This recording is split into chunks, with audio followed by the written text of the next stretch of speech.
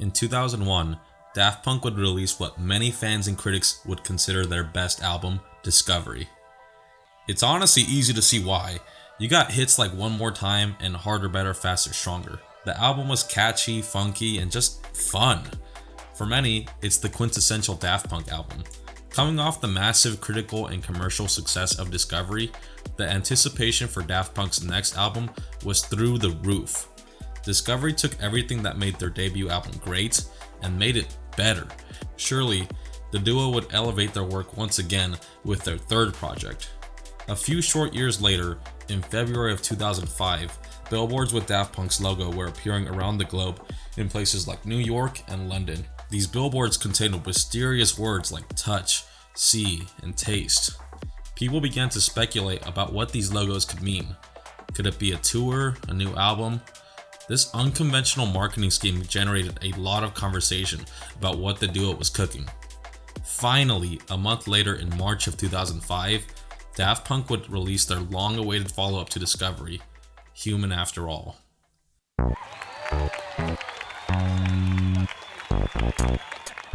As much as people absolutely love Daft Punk's music, and I mean love it, Human After All is what pretty much everyone would say is their worst album by far. Out of their 4 studio albums, Human After All sticks out like a sore thumb.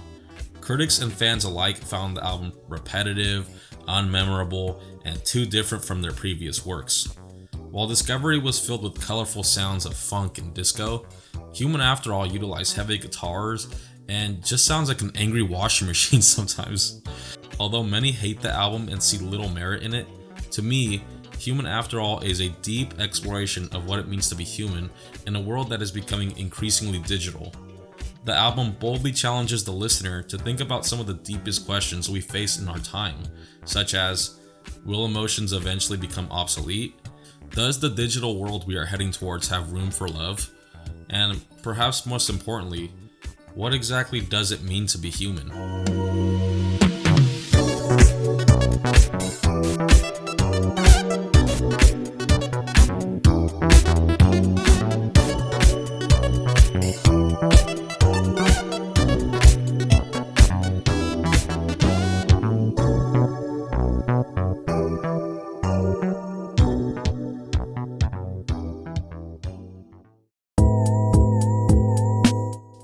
Unlike Daft Punk's other projects, which took them years to make, Human After All was made in just a short 6 weeks. Alongside time constraints, the two also decided to make the album with very little equipment. The album was primarily made with 2 guitars, 2 drum machines, a vocoder, and an 8-track drum machine. Daft Punk member Thomas Bangalter mentioned that the reason for the limitation in time and equipment was that they were specifically trying to do the opposite of what they did on their previous album. This is clear in regards to the album's production, but this also came through in the attitude of the album. Discovery was very colorful and fun, and Human After All is straight up horrifying at times. The concepts are abrasive, the sound is edgy, and the overall tone is very dark. In a 2007 interview with Anthem, Thomas Bangalter described the vision behind Human After All as a, quote, extremely tormented and sad and terrifying look at technology, but there can be some beauty emoting from it, unquote. And in another interview, he mentions that the album isn't supposed to make you feel good. It's not supposed to be pleasing or, make you happy at all. It's supposed to be something distorted, ugly, cruel. The album comes out to 10 tracks total, but one of them is a 20-second interlude, so really, it's effectively 9 tracks. Every single song on Human After All contributes to an overarching theme of technological takeover throughout the course of the album. The project explores the roles technology plays in our day-to-day lives and what the implications of our use of technology means for humanity. In 2023, technology is an integral part of all of our lives. Whether it's scrolling through Instagram or watching a Twitch streamer steal content or ordering food, we are in constant use of technology. While technology is certainly useful in many facets of life, the album Human After All asks listeners if perhaps we're giving too much of ourselves to technology. And if the answer to that question is yes, the album then asks, is technology making us lonelier? No use looking out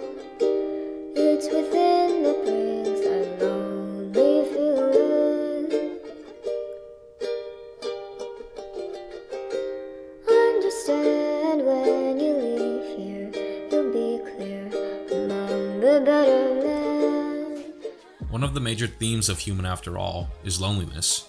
As humans, it's hardwired into us to be social and find groups. This ties all the way back to us being cavemen, as being around others meant you had a higher chance of fending off against wild animals, and your chances of survival were overall much higher. Most of us dislike being or feeling alone. It's a truly sad feeling to feel like we don't have anyone to rely on or anyone caring about us. The track that embodies this lonely atmosphere the most, at least for me, is The Prime Time of Your Life. Reading the lyrics at face value, they may seem inspiring. They're telling you to go out and live your life, it's your time, and you shouldn't waste it. While this is certainly one way of reading into it, knowing that this album is intended to be about the fear evoked from technology, this track is almost like a warning. We spend so much time watching TV, playing video games, and on our phones. The implication is that we're losing out on the best time of our life. It's no joke. A recent study showed that children spend less than 10 minutes a day playing outside, but spend an average of 7 hours in front of a screen on a daily basis. When you add this up, this results in 1,200 hours in front of a screen a year, or roughly 75 whole days. 75 days spent doing something that probably wasn't even that memorable. Time that could have been spent going out and forming real memories with others have been lost. So in this way, you can read the track as Daft Punk urging you to go out and live your life today. This can be why the song suddenly speeds up at the end. Life gets faster and faster the older we get, and before you know it, you're gonna be gone and you all have wasted your precious time on Earth on Facebook of all places. Hey Stan, my computer says we're not friends anymore? Off, Dad. So with that, Human After All explores how technology has ultimately made us lonelier and we're having less fulfilling lives because of it. While the message of the track certainly isn't as fun as a song like One More Time or High Life, the track and the album have great significance, and each year since its release, the ideas have gotten more and more prominent. It's a deep and powerful look into how much time we're really giving to technology. And because we give so much of our time to technology, is it then possible that it controls what we think?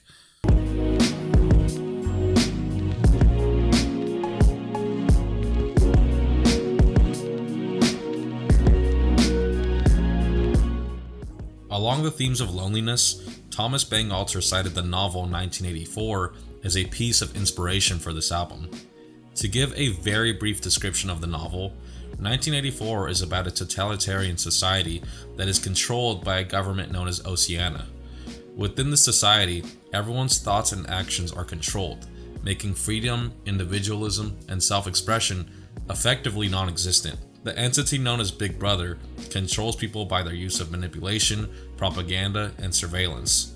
As an example, each home, workplace, and public area has a telescreen which monitors and records each person at all times. These screens also spew out propaganda, news, and party announcements regularly. No matter where you go, you're always under a microscope. The party also utilizes hidden microphones to catch anyone who may be committing a thought crime, or any thought that goes against the beliefs of the party. Ultimately, 1984 explores the ways in which a government can systematically control mass amounts of people by using technology in such an invasive way.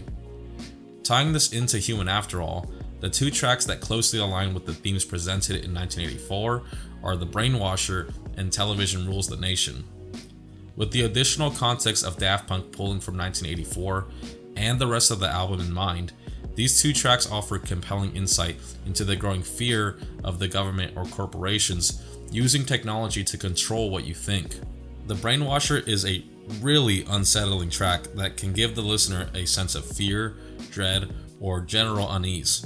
It's seriously really freaky and eerie. The Brainwasher can perhaps be a commentary on governments using technology to brainwash its civilians with fake news or propaganda. This then manifests into the fear that we as a society are losing ourselves. It's for these reasons that when Daft Punk was marketing the record, they decided not to give any interviews. They felt that if they did interviews for the album, it would run contrary to the album's themes of the media as an oppressive force. Falling in line with the ideas presented in The Brainwasher, Television Rules the Nation is a song with its message spelled out in the title. Most people today get their information through TV, Twitter, or other social media apps. Technology has become the new way for people to get their information. In theory, there's absolutely nothing wrong with reading or watching the news on a smartphone. With that being said, it should come as no surprise to anyone that the government undeniably has control over the media and ultimately decides what is shared. Therefore, it is completely possible that with this song, Daft Punk is communicating that we only form opinions and ideas based on what we are told. Instead of doing our own research or going out of our way to learn more, most of us are satisfied with whatever we hear on TV. Whatever narrative is being pushed, people just go along with it. Just like a robot is programmed what to do, we too are being programmed with information and ideologies throughout our entire lives. This track is truly a dark and depressing look into the way technology has been used as a way to disseminate false information and control narratives to millions of people on a daily basis. These two songs, despite being simple and repetitive, offer commentary on the ways in which technology not only controls us, but erodes us. We give so much time and thought to our phones and televisions that it quite literally changes how we think. Slowly but surely, we lose what it means to be human. Which leads us to our final segment of this video, where I once again have to ask, what does it mean to be human?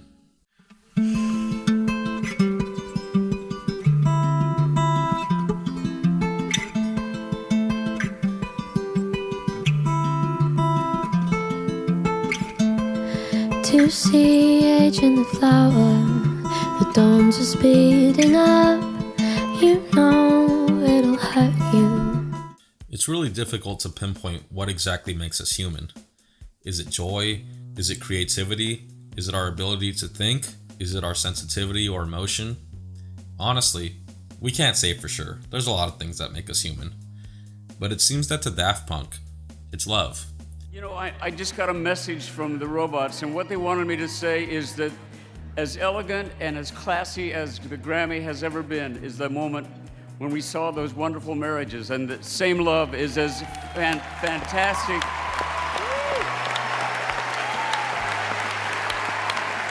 And it was the height of fairness and love and the power of love for all people at any time, in any combination, is what they wanted me to say. In Human After All, the song in the center of the album, Make Love, is easily the most human moment on the album. When listening to the album from front to back, the first 4 tracks are incredibly distorted, grimy, and heavy. For example, the 4th song, Steam Machine, straight up sounds like, well, a machine. In comparison to the 4 tracks that come before it and the 4 tracks that come after it, Make Love is completely different both musically and lyrically. The songs that surround it are aggressive, intense, and hostile, while Make Love is gentle, tender, and soothing. It's the first and only track to incorporate a very calm and subdued piano loop. It's really a pleasing break from the rest of the album. It's also the track with the most human vocals on the album. Let's compare the vocals on the song Human After All with the vocals on Make Love. Let's take a listen to both. We are human after all. Let's keep going after all.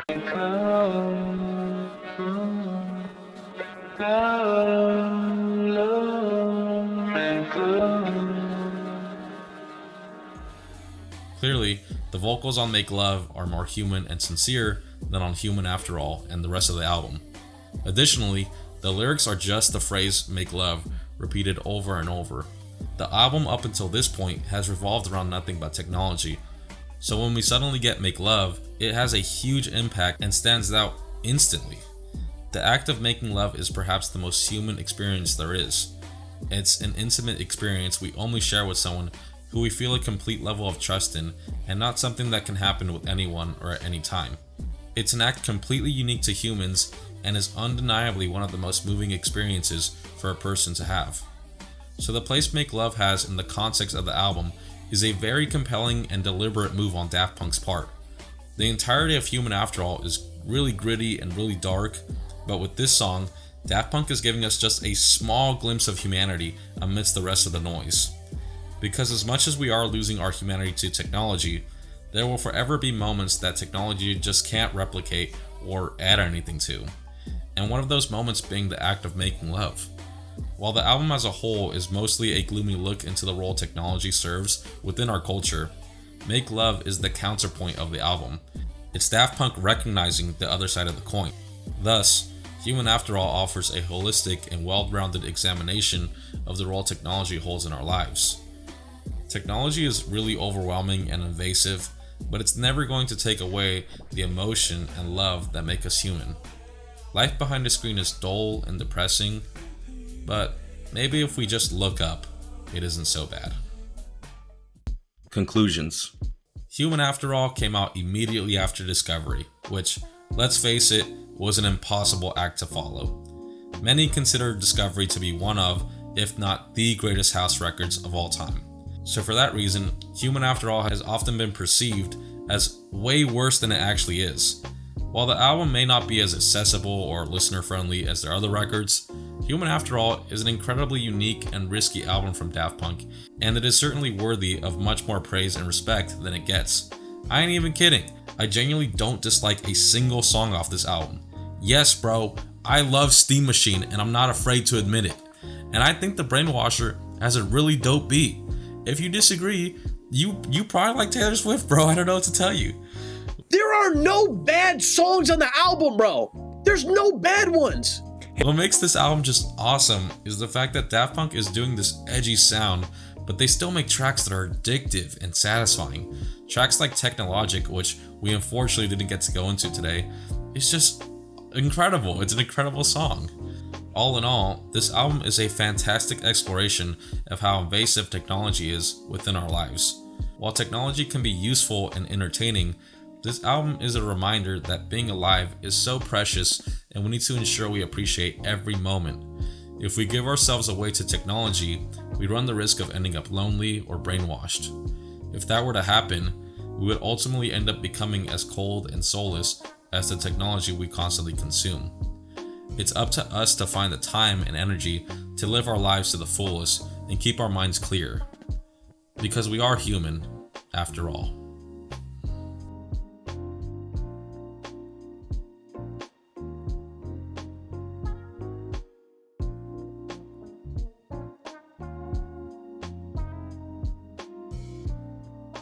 Oh, sailor, why'd you do it?